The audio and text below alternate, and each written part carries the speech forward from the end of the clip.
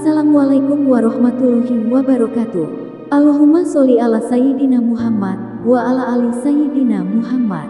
Pemirsa yang dirahmati Allah, marilah kita simak ceramah dari Kiai Haji Abdullah Gimnastiar dengan tema Ciri Orang yang Sukses Dunia dan Akhirat. Sebelumnya marilah kita perbanyak sholawat minimal 1000 kali sehari, agar hidup kita penuh barokah dan mendapatkan syafaat kelak. Jangan lupa berikan dukungan kepada channel kami dengan memberikan super thanks seikhlasnya. Marilah kita doakan semoga Agim sekeluarga dan para penonton YouTube ini diberikan kesehatan dan diberikan kebahagiaan dunia dan akhirat. Amin ya robbal alamin. Bismillahirrahmanirrahim. Assalamualaikum warahmatullahi wabarakatuh. Alhamdulillahi rabbil alamin. Alhamdulillahi rabbil alamin alladzi khalaqal mauta wal hayata liyabluwakum ayyukum ahsanu amala wa huwal azizul ghafur. Allahumma shalli ala Muhammadin wa ala alihi wa ashabihi ajma'in. Semoga Allah menggolongkan kita jadi orang sukses. Sukses di dunia namanya hayatan thayyibah, kehidupan yang baik. Sukses di kubur, yaitu di alam barzah kita dapat nikmat. Dan sukses di akhirat adalah masuk surga. Kesuksesan yang paling top adalah masuk surga. Adapun jadi bintang kelas, jadi kaya, jadi punya gelar, punya pangkat, punya uji, punya popularitas, itu bukan tanda kesuksesan, tapi tanda apa? Tanda besarnya ujian. Yang lulus itu adalah yang lulus ujian. Oh, ini ada santri baru datang dari Al-Azhar Solo, 113 orang. Selamat datang adik-adik. Jam berapa dari Solo? Lupa ya, karena ngantuk kan. Terima kasih. Perjalanan jam berapa tiba tadi? Kemarin malah ya, alhamdulillah. Selamat datang. Hadirin sekalian, berikut ini ada 5 kiat menjadi manusia unggul. Intinya kita sebetulnya sudah dari awal unggul. Ketika penciptaan manusia itu ratusan juta sel sperma, dan yang bertemu dengan sel telur hanya satu, yaitu kita. We are the champion. Jadi kita ini memang sebetulnya bahan sudah sukses. 5 kiat kalau ada ingin jadi pribadi sukses. 1, namanya percepatan diri. Ulangi. Ini karena ada banyak pelajar jadi pakai bahasa pelajar. Bagi kakek-kakek ya tidak usah terlalu dipikirkan ya. Apa percepatan? Apa bedanya percepatan dengan kecepatan? Cung, siapa yang tahu? Kalau kecepatan konstan V, kalau percepatan A, yaitu perubahan kecepatan setiap waktu. Ini rumusnya deh. Adik-adik kalau mau unggul seperti ini nih, kalau mau jadi sukses, syariatnya ini islami sekali. Dengar ya. Mobil sama-sama start. Yang ini digasnya cepat, yang ini digasnya lambat. Mana yang akan duluan lebih sampai? Yang digasnya lebih cepat. Yang lebih cepat berubahnya setiap waktu. Nah, setiap orang oleh Allah diberikan jatah yang sama, 24 jam sehari. Yang tidak naik kelas 24 jam, yang naik kelas 24 jam, yang hafal Quran 24 jam, yang tidak hafal juga 24 jam, yang rezekinya dibuka banyak, yang sedikit, semua jatahnya sama, sehari 24 jam. Nah, orang yang akan unggul, waktunya sama, isinya beda. Itu kuncinya. Contoh ya, tadi jam 3 sampai subuh ada yang tahajud, sama waktunya. Ada yang tidak tahajud, waktunya sama. Waktunya ada yang dipakai tidur, ada yang dipakai begadang, ada yang dipakai tahajud, ada yang dipakai perbuatan maksiat. Waktu sama, isi beda. Itu kunci sekali. Ini adik-adik sekarang nih ya, sama nih, jam 5 sampai jam 6 Indonesia bagian Barat. Ada yang belajar, ada yang tiduran, ada yang pacaran, ada yang mabok-mabokan, waktunya sama, tapi nanti hasilnya beda. Jadi orang yang akan unggul adalah orang yang sangat pelit menggunakan waktu untuk yang tidak manfaat. Jadi tiap waktu itu diisi dengan yang terbaik, jadi dia terbaik. Makanya min husni islamil mar'i tarkuhu malayani. Di antara ciri kualitas keislaman seseorang, dia meninggalkan perkataan, perbuatan yang tidak ada manfaat. Karena setiap waktu itu berharga, maka dia isi hanya dengan yang berharga, maka dia jadi orang berharga. Kalau waktu diisi oleh sia-sia, dia jadi orang sia-sia. Kalau waktu diisi oleh perbuatan sampah, dia jadi sampah. Makanya kalau ingin lihat orang yang bekal sukses, gampang. Lihat bagaimana dia menggunakan waktunya. Karena waktu tidak bisa kembali lagi. Tahajud yang tadi pagi tidak akan terjadi lagi seumur hidup kita. Besok belum tentu hidup. Sholat subuh yang barusan tidak akan terulang lagi. Paling kita nunggu duhur kalau ada umur, benar? Yang tadi sholat subuhnya berantakan, ya sudah, tidak akan kembali lagi. Tapi yang tadi sholat subuhnya khusyuk, bagus, dia akan diijabah. Begitulah, mau jadi orang sukses, lihat bagaimana menggunakan waktu. Kalau waktunya dibuang-buang sia-sia, padahal waktu itu seperti berlian yang tidak ternilai, mahal, dan dijatah kemudian hambur-hambur. Nah, itu ciri orang yang tidak akan bisa bahagia dunia akhirat. Dalam Islam, kualitas keislaman seseorang adalah tidak mau melakukan apapun kecuali yang manfaat dunia dan akhirat. Jelas tidak nih? Makanya orang-orang yang suka buang-buang waktu, dia buang-buang modal dia buang-buang potensi sukses dia. Jangan sia-siakan. Kalau mau bicara, bicaralah yang terbaik. Kalau mau berbuat, berbuatlah yang terbaik. Gunakan waktu, belajar, berlatih. Jangan biarkan ada waktu yang sia-sia. 1, 2. Yang kedua, orang itu akan sukses cepat. Coba ini kupu-kupu terbang sendiri. Kupu-kupu masuk ke dalam mobil. Mobilnya maju. Mana yang lebih cepat? Yang terbang sendiri atau yang maju? Nah, ini yang ketiga, kupu-kupu masuk ke mobil, mobilnya mundur. Apa maksudnya? Lingkungan, sistem itu sangat menentukan bagaimana kita bisa lebih cepat maju atau tidak.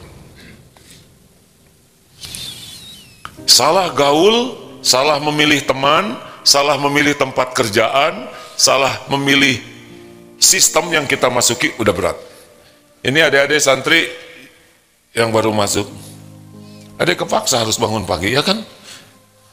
Tidak bisa tidak. Di rumah merdeka, di sini nggak bisa, harus bangun, harus ke masjid, bukan? Harus sholat jamaah. Ini sistem membantu.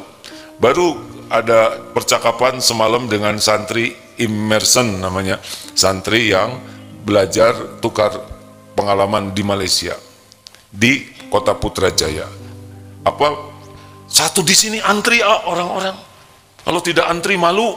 Nah, di sini bersih, ya, mengatakan banyak. Saya tidak bisa lambat ketinggalan naik kereta. Karena lingkungan, khususnya di Putrajaya yang ibu kota baru Malaysia, itu tertata sangat rapi, bersih, tidak macet. Ternyata lingkungan seperti itu sangat berpengaruh. Makanya adik-adik kalau mau jadi orang unggul, jangan salah milih teman, jangan salah milih lingkungan. Benar?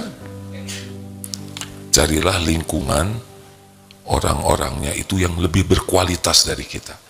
Karena kalau kita gaul dengan, maaf ya, yang ibadahnya kurang bagus, kita udah soleh duluan, ya kan?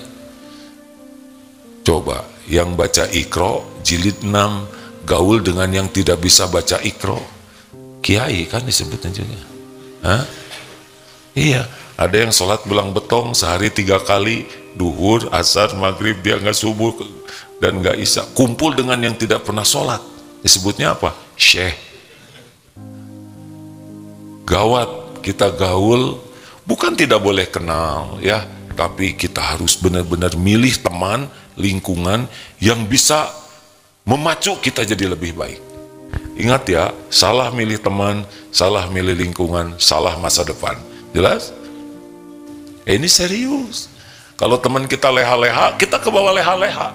Temannya tukang pacaran, dia pacaran. Temannya tukang berzina, dia berzina. Temannya para pemabok, mabok. Temannya perokok, merokok. Carilah orang-orang yang kalau kita masuk, kita ke bawah menjadi lebih baik. Mau tahu ciri-cirinya lingkungan yang baik apa? Ih, mau tidak? Kalau mau, kalau tidak, tidak. Jangan bikin emosi. Mau tidak? Nih, ciri ini lingkungan baik apa? Cirinya yang pertama adalah pembelajar sejati. Dia semangat sekali nyari ilmu, nyari wawasan baru, dan semangat mengamalkannya. Kalau teman-temannya malas belajar, itu petaka bagi kita, beneran. Cari teman-teman yang senang sekali belajar, dapat ilmu baru, terutama yang senang belajar agama. Karena tiap waktu masalah berubah, makin berat, makin besar. Kalau kita tidak berubah, apa artinya?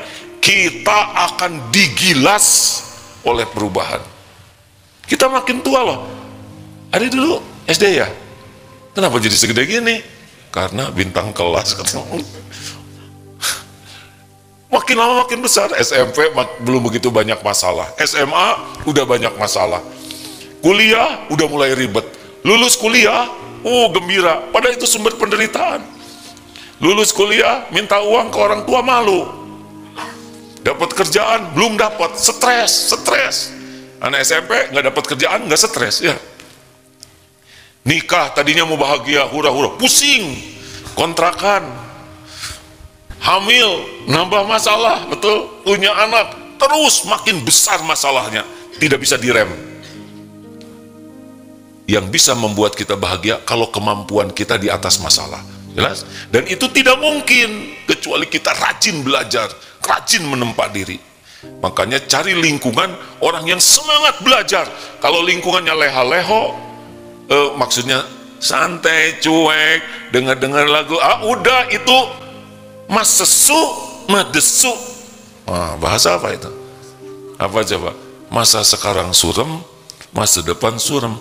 Sengsel-sel, sengsara selama-lamanya. Asli ini hadirin. Udah tinggalkan lingkungan kayak gitu, bencana. Memang enak sepertinya santai, tapi dia akan digilas oleh masa depan dia. Beneran itu. Dia akan jadi stres, makin hari makin stres, karena kemampuannya makin tertinggal. Pilihannya adalah terus belajar. Ciri teman yang baik adalah dia tidak diperbudak dunia. Dia bekerja, dia bisnis, dia profesional, tapi tidak mengagung-agungkan duniawi. Tidak mengagung-agungkan casing. Dia punya casing yang bagus, tapi biasa aja. Dan ciri ketiga adalah selalu fokus teman ini PDLT. Perbaiki diri, lakukan yang terbaik. Nah, kalau orang sibuk menyalahkan orang lain, si itu ngaco, si ini jelek, si itu kok terus saja orang lain yang salah, ini udah ciri khas nih. Dia nggak bisa maju. Ini salah saya, ini kekurangan saya harus segera memperbaiki ini. Ya, ini koreksi terbaik bagi saya akan perbaiki. Selalu kepada dirinya. Nah, ini ciri-ciri teman bagus. Tapi kalau dia senang sekali mencari kambing hitam, padahal dirinya kambing terhitam, ini problem. Jangan salah milih teman. Salah milih teman, udah berantakan hidup kita. Yakin itu. Adik-adik, dengar ya, ada namanya zona nyaman. Orang tuh suka kepada zona nyaman. Yang kita tuh nyaman aja. Tetapi zona nyaman ini jebakan bagi orang-orang yang menikmati kenyamanan, sehingga dia tidak mau belajar, tidak mau agresif memperbaiki diri. Dia harus bersiap-siap hidupnya jadi korban perubahan. Kenyamanan kita itu belajar. Kan enak istirahat, tipu daya. So, ada waktunya istirahat, tapi selebihnya fight dalam hidup ini. Senang hadirin. Hari berganti hari akan tertinggal dia, terus tertinggal, stres. Nanti dia ngumpul dengan namanya GTM, grup telat men. Orang-orang telat maksudnya. Loser. Nanti dia malu, tertekan, menderita. Gimana kalau keadaan begitu? Balikan aja, kejar lagi.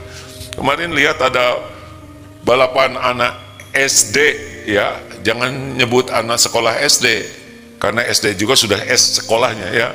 Anak SD sedang lari.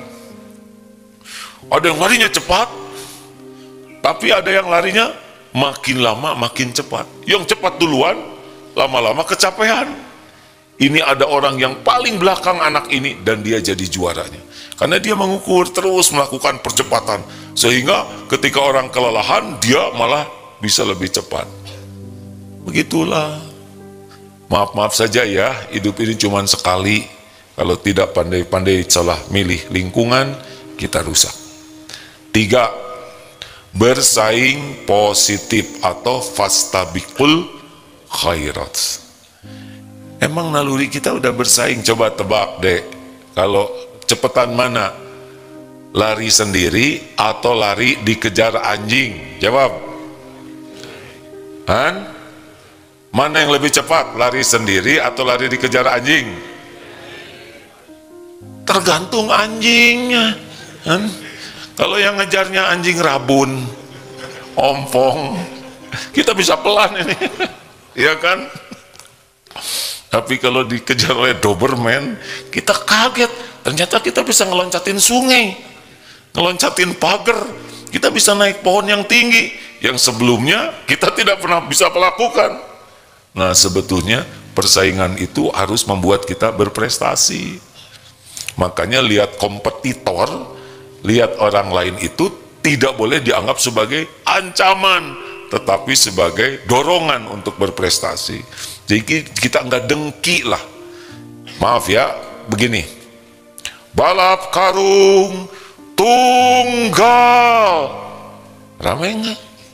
Pasti nggak lucu ya kan? Balap karung di lapang tengah malam pakai karung putih. Kan gawat ini. Bisa nggak pocong error. Balap karung antara mahasiswa STAI Darut Tauhid, Sekolah Tinggi Ilmu Agama Islam Darut Tauhid, yang terbesar, terkuat, lawan PAUD. Ini juga penghinaan. Lawan anak-anak kecil, dia memang juara umum, tidak terkalahkan, berwibawa tidak, dihina oleh yang nonton. Benar? Apa artinya? Justru kita harus senang berkompetisi dengan orang-orang yang lebih hebat dari kita. Enggak apa-apa, kita jadi juara 5, juara 10. Yang penting bisa memacu kita jadi lebih baik. Jadi kejuaranya kita itu adalah ketika kita menjadi lebih baik dari waktu ke waktu, bukan jadi dapat pialanya. Jelas? 5:30 Sudah tersambung kan? Sudah bicara juga beliau? Belum mulai kan? Oh ya, silakan Pak Miftah Farid. Semoga guru kita ini, kita bersama doakan semoga Allah memberikan usia panjang penuh kebaikan, diberikan ketakwaan, istiqomah, sehat lahir batin, dan kemuliaan dunia wal akhirat, juga keluarga dan keturunannya. Amin ya rabbal alamin. Silakan Pak Miftah. Lanjut. Seru tidak nih? Saya harus nyambung antara yang diceramahkan dengan wajah saya, ya kan? Sekarang ceramahnya semangat. Kita harus semangat. Kita harus semangat ya. Ini sama nyuruh serbu. Harus semangat. Sekarang ya serbu. Gimana semangat? Apalagi kalau nggak nyambung. Serbu, malah bingung yang nyerbunya. Jadi energi dengan judul harus semangat sama ya. Lanjutkan adik-adik. Nomor berapa ya? 3. Jadi kalau misalkan teman ada yang kita sama-sama belajar, nah dia lebih pintar, jangan sebel, malah kita bersyukur ada teman seperti ini karena memacu diri kita. Memang naluri manusia itu berkompetisi, tapi keinginan kita itu menjatuhkan itu yang salah. Lebih baik temannya hebat dan kita bisa lebih bagus. Kalaupun kita tidak lebih bagus dari dia, kita lebih bagus dari dulu sebelum kita bersaing dengan beliau. Paham tidak nih? Mungkin kita kalah. Lari biasanya kecepatannya misalkan berapa sih lari kecepatannya? Nah ini bingung. Naik sepeda lah, saya suka sepeda. Misalkan 25 km per jam. Tiba-tiba ada yang kuat nanjak dan kita ngejar ke Lembang, waduh sekuat tenaga, tetap kalah kita, dia lebih cepat. Tapi ternyata sesudah diukur kita bisa kecepatan 30 km per jam. Nggak jadi juara, nggak ada masalah. Yang penting kita menjadi lebih baik. Jadi nggak ada dengki dengan orang lain. Dengki itu kalau pengen jadi juara. Padahal yang penting bagi kita adalah lebih baik. Khairum min amsihi. Keberuntungan itu kita jadi lebih baik dari waktu ke waktu. Perkara juara Allah yang ngebagikan. Perkara jadi lebih baik, itulah keberuntungan kita. Kalau sama saja apa? Khasirun, rugi. Jadi kalau kita hari-harinya gitu aja, kita rugi. Kalau lebih buruk, celaka. Jadi celaka itu bukan digigit anjing, celaka itu bukan jatuh, bukan. Celaka itu kalau hari demi hari kita lebih buruk. Kalau sama saja apa? Khasirun, rugi. Orang beruntung itu adalah yang lebih baik. Khairum min amsih. 4. Yang keempat, orang itu akan lebih cepat sukses kalau senang bersinergi. 1 tambah 1 berapa? 11. 1 dengan 1, 11. Keren. Puntennya beginilah. Bapak sendirian bisa punya anak? Tidak. Ibu sendirian bisa punya anak? Gak bisa bikin anak. Tapi bapak ibu nikah, lahirlah anak yang tidak bisa dilakukan oleh sendirian. Artinya apa? Kita harus memperbanyak teman untuk bersinergi. Yang kalau kita ketemu, kemampuan kita jadi meningkat. Kalau tadi kompetitor, kalau ini kawannya. Kalau tadi terpisah separate ya. Kalau ini, ayo. Jadi jangan suka mau serba sendiri. Lebih baik sukses bersama. Nggak penting nama kita disebut, tapi kalau saya sukses sendiri kan nama saya terkenal, nggak ada pentingnya nama kita terkenal. Udah tadi disampaikan, kita bersinergi itu yang penting kemampuan kita meningkat. Ada yang mengatakan begini, di Indonesia itu katanya yang paling bisa cepat jadi juara itu yang grupnya sedikit. Kita pernah juara dunia apa? Badminton ya? Benar? Paling banyak di lapangan badminton itu berganda, benar sih? Ada di lapangan badminton 6 orang penuh. Apalagi di lapangan badminton 11, gawat. Apalagi di lapangan tenis meja 11, roboh nih. Hadirin lihat, saya tidak mau suudon ya. Tapi kalau sedikit, tapi makin banyak, makin susah jadi juaranya. Ketika mulai 6 orang, 11 orang susah. Nggak tahu apa penyebabnya ya. Tapi yang jelas, sebetulnya makin banyak tuh harusnya makin mudah untuk berprestasinya. Biasakanlah adik-adik, kalau ketemu teman itu, kita belajar dari teman. Tidak penting ya, tidak penting kita menonjolkan diri.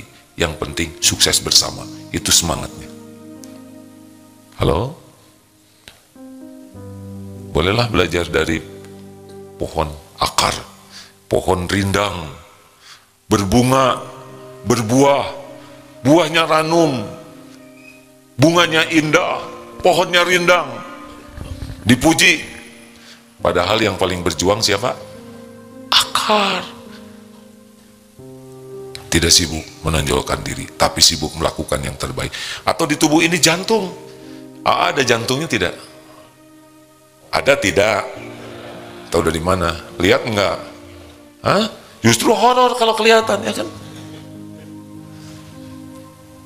Yang jadi masalah itu adalah kalau senang menonjolkan diri tidak pada tempatnya. Contohnya ambeien, jerawat, bisul. Jadi masalah.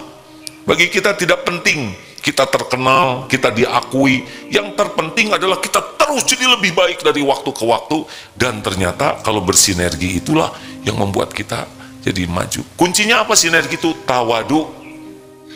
Tawadu. Jangan merasa lebih dari orang lain.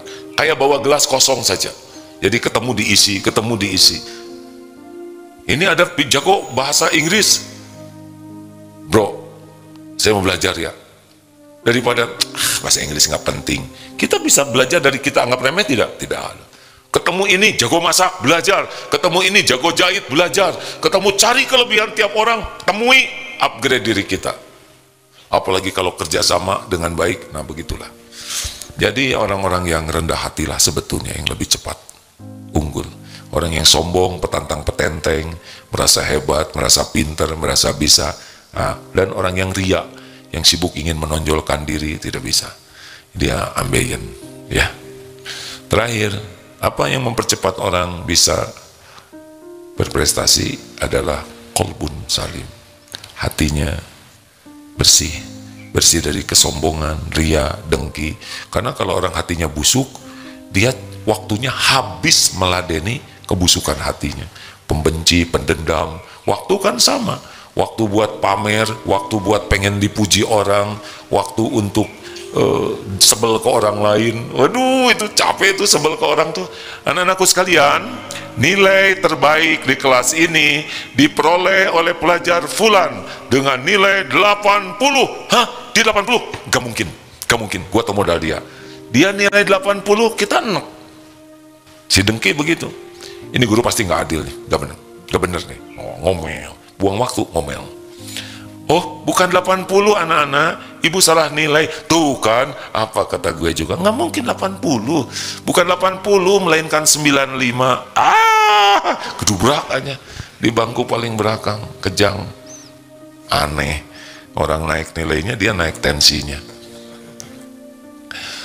Tidak mungkin kita bisa melakukan ini tanpa pertolongan Allah. Makanya orang yang sukses itu adalah orang yang paling bersih hatinya dari kemusyrikan, dari kemunafikan, dari bersandar kepada selain Allah, dari benci ke makhluk Allah. Makin bersih hati ke Allah, makin ditolong oleh Allah. Demikianlah. Ada pertanyaan? Jangan mempersulit orang lain, ya. Itu kuncinya kalau mau nanya. Silakan. Pip, lanjut Pip. Cek. Ya. Izin A dari media sosial, dari Instagram. Assalamualaikum warahmatullahi wabarakatuh. AA, izin bertanya, apa doa supaya kita tetap istiqomah dalam ibadah dan jauh dari riya? AA. Ya muqallibal qulub. Ulangi. Sabbit qalbi ala dinik. Sama-sama. Ya muqallibal qulub, tsabbit qalbi ala dinik. Duhai Allah yang membulak-balik hati, tetapkan hati ini dalam agamamu. Senang doa itu ya. Kenapa senang? Karena pendek, ya kan? Wahai yang membulak-balik hati, hanya Allah yang bisa membulak-balik hati. Tetapkan hati ini dalam agamamu.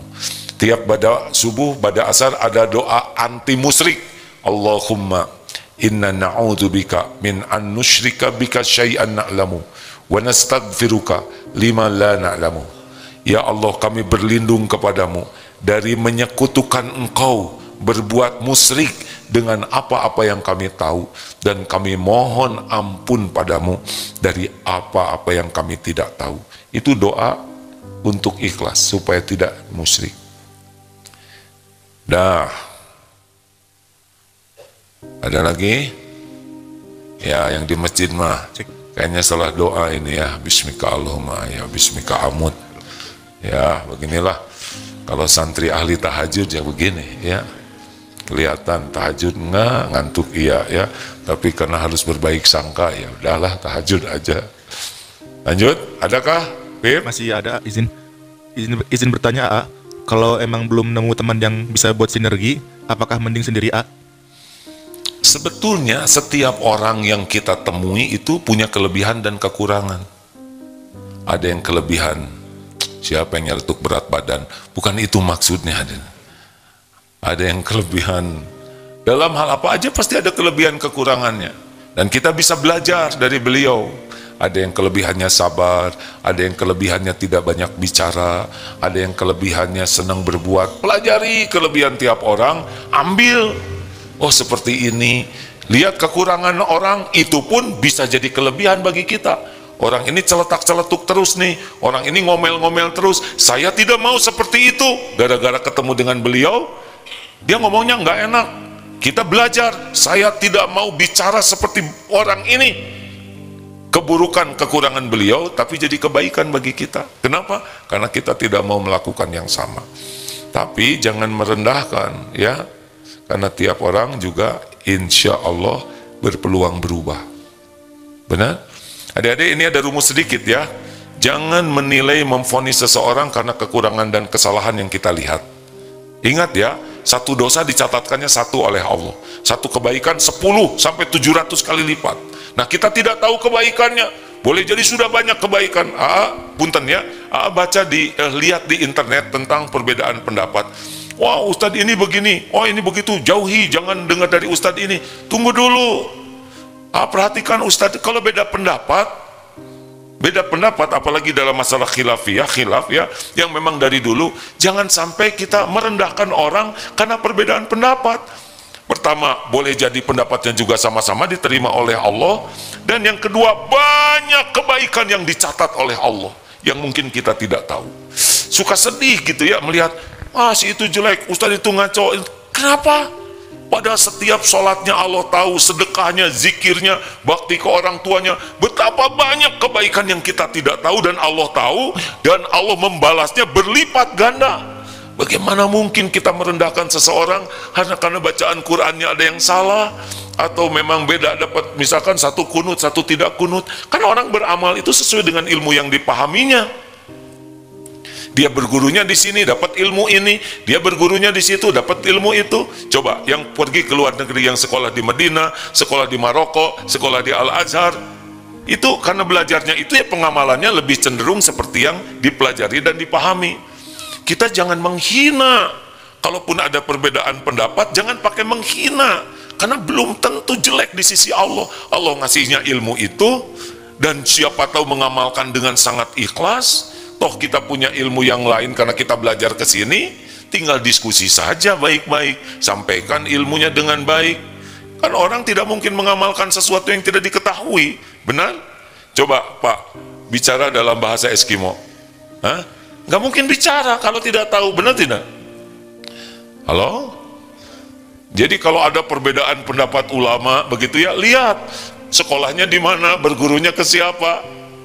Apa kalau cuman ini aja, kemudian yang ke surga cuman yang ini aja, atau sepi surganya? Dan yang beliau juga belum tentu juga ke surga. Kalau ilmunya itu membuat ujub, takabur, merasa paling baik. Maka kalau ada perbedaan pendapat, nggak usah pakai menghina, tidak usah pakai mencela, tapi bicara baik-baik. Ini yang dapat saya pahami, ini yang saya pelajari, saya kurang paham kalau orang berpendapat lain, nanti saya coba cari ilmunya lagi, diskusi. Karena kalau saya tidak berani mengatakan ini sesuai dengan Quran dan Sunnah, saya tahu apa tentang Quran dan Sunnah, ilmunya dikit, belajarnya waktunya dikit. Paling ini yang dapat saya pahami saat ini dari belajar Quran dan Sunnah.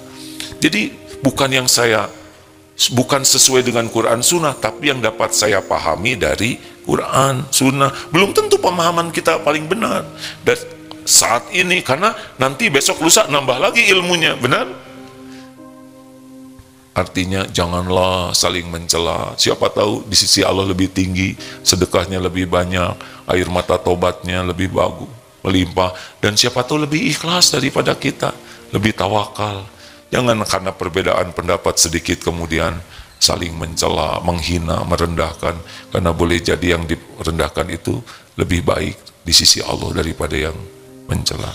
Yang aman mah jangan mencela. Cirinya kan ada dalam Al-Quran, Al-Hujurat ayat 11. Satu, dilarang mengejek, mengolok-olok.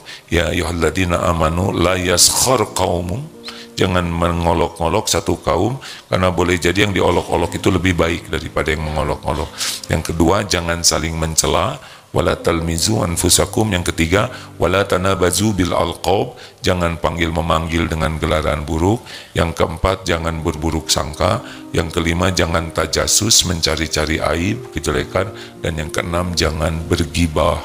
Al-Hujurat ayat 11-12. Itu rambu-rambu dalam bergaul. Kalau ada perbedaan pendapat, ini ilmu yang saya dapatkan, ini yang dapat saya pahami, gitu, dari rujukan ini. Jadi enak hatinya. Karena boleh jadi yang diejek itu, siapa tahu, Allah tahunya jauh lebih berkualitas dari kita. Lanjut. Terakhir. Cek. Izinnya selanjutnya dari TikTok. Assalamualaikum Ustadz. Saya sudah sering mendoakan anak ya, tapi kenapa kok masih tetap ya? Tetap apa? Tetap titik-titik, Kak. Tetap titik-titik. Bagaimana kalau anak belum sesuai dengan harapan? Apa yang harus dilakukan? Tobat. Jangan-jangan ini buah dari perbuatan kita. Saya sudah tahajud. Tobat, tahajudnya khusyuk tidak. Itu dia Ustaz, saya susah khusyuk. Tobat, jangan-jangan malas belajar. Kita tahajud, merasa udah tahajud, padahal tahajudnya juga enggak khusyuk, karena enggak belajar. Dari dulu bacaan sholatnya enggak ngerti. Dosa kalau kita tidak belajar. Astagfirullah, saya tidak belajar arti bacaan sholat. Astagfirullah, saya omongannya tidak baik, saya tidak jadi contoh galak. Sholat, emang harus begitu kan? Jadi kalau anak belum sesuai harapan, banjiri dengan air mata tobat. Saya yang salah ya Allah, saya ayahnya, saya kepala keluarga, saya belum jadi kepala keluarga yang baik, saya belum sungguh-sungguh memimpin keluarga amanah ini, saya belum mendoakan dengan baik, saya belum jadi contoh. Terus saja tangisi dosa, Allah melihat. Ibu juga gitu, jangan nah gitu ayah, salah, ibu kapling ibu sendiri. Jangan alhamdulillah sadar tas si bapak teh, pasti nggak tobat tas si ibu. Karena ibu yang baik itu dirinya sendiri, ya Allah saya belum jadi ibu yang baik. Udah gitu, kan ada nih katanya suami istri pisah. Saya dengar kisah ini di Subang dulu, pisah. Tapi udah gitu anaknya minta ke, ayo dong bu pak ketemuan. Akhirnya ketemu, kata si bapak begini, bu maafkan saya ya, sebetulnya sesudah saya pikir-pikir sayalah yang salah. Saya sebagai kepala keluarga belum bisa memimpin keluarga ini dengan benar, saya ngaku salah, maafkan saya. Kata ibunya tuh, saya sebagai istri yang salah pak, saya ini terlalu sibuk aktivitas keluar, pengajian, arisan, belanja, sehingga kurang. Enggak bu, saya kan harusnya. Tidak dong, saya yang salah. Akhirnya bertengkar pak, jangan juga begitu. Jadi nggak jadi akurnya, enggak. Karena dua-duanya tidak mau kalah sebagai orang tua. Aneh pisan. Dah, tobat, ibu tobat bu. Jangan kebanyakan mikirin dosa suami, dosa orang lain. Dah, dosa sendiri. Kalau suami nggak usah kebanyakan mikirin dosa istri, tapi dosa sendiri. Karena tidak bisa tobat orang yang sibuk menyalahkan orang lain. Terakhir, mau nanya, oh ya, bagaimana mempip? Sudah tidak ada? Cek. Masih satu lagi dari TikTok. Ya, satu lagi. Assalamualaikum ya. Ustadz, bagaimana istri bersikap diam pada suami di saat kesal? Apakah berdosa? Istri diam kepada suami di saat tidur? Saat kesal. Oh, istri diam ke suami di saat kesal. Bagus dong. Daripada ngejerit, marah-marah, dia menahan diri dari perkataan buruk, itu lebih baik daripada bicara buruk. Diamnya gimana Pip? Langsung berbaring gitu, kaku atau gimana? Mungkin mendiamkan gitu, nggak dijawab apa gimana gitu. Jangan kalau gitu, bisa meninggal lagi diam. Jangan membiasakan berlama-lama kalau jengkel. Cepetan, damai. Bisa meninggal lagi musuhan, gimana? Tidak baik. Tidak mungkin tidak ada perbedaan pendapat. Yang jadi masalah itu bukan perbedaan pendapat, yang jadi masalah itu sikap emosional. Jengkel wajar, kecewa wajar, sedih wajar, tapi menjadi pemarah, berlama-lama marah, itu tidak ada ajarannya. Dalam Islam orang takwa itu wal kadhiminal ghaidha wal 'afina 'anil nas wallahu yuhibbul muhsinin, menahan amarah, memaafkan dan berbuat baik. Marah ada, normal, tapi dikendalikan dan segera dimaafkan dan segera berbuat baik. Nah kalau kelamaan, yaitu bisa mati lagi, diam, tiba-tiba Bu, kaku. Jadi horor begini nih ceramah. Biasa atuh ada perbedaan pendapat, mah dilatih terus. Ya silakan Dek, pakai mikrofon.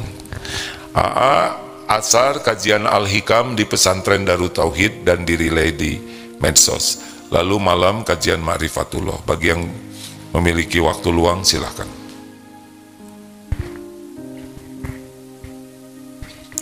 Silakan. Bismillahirrahmanirrahim. Assalamualaikum warahmatullahi wabarakatuh. Waalaikumsalam warahmatullahi wabarakatuh. Silakan Dek. Abdi dari Sukabumi ingin bertanya. Silakan. Bagaimana cara menghilangkan rasa malu serta kaku untuk bergaul, berteman atau belajar sama orang soleh?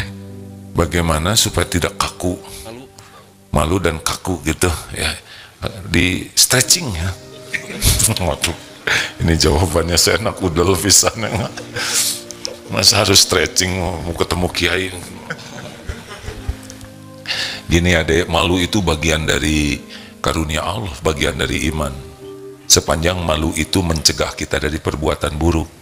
Tapi kalau malu mencegah kita dari perbuatan baik, itu tipu daya setan. A'udzubillahi minasyaitonirrajim. Ya, minta ke Allah, ya Allah, saya malu. Berikan saya kekuatan untuk bisa belajar, derajat. Jadi ingat ya, malu itu baik kalau membuat kita tercegah dari keburukan. Tapi malu itu menjadi buruk kalau kita tercegah dari kebaikan. Dobrak aja ya deh ya. Udah gitu. Adek kok nggak malu ngomong barusan? Kan? Kebaikan. Kan kebaikan. Nah ya udah, ini udah dijawab sendiri, ya udah. Terima kasih semuanya, semoga bisa menikmati hidup penuh semangat. Kita belum tentu panjang umur.